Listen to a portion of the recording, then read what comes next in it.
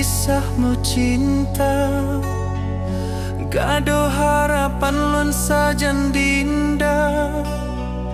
Hantroh lon pike pakun mo sampe, gak seo ake kalain cerita. Terus surat ke ulun undangan pesta, tak layang kelun ngun penuh luka. Metuleh pesan dari adinda, lun ka bahagia ngun lain pemuda. Hana meudaya lon kalon dinda, bak uro pesta gata duk dua. Tan lemu arti lon ku barasa, gata lon sayang kagopo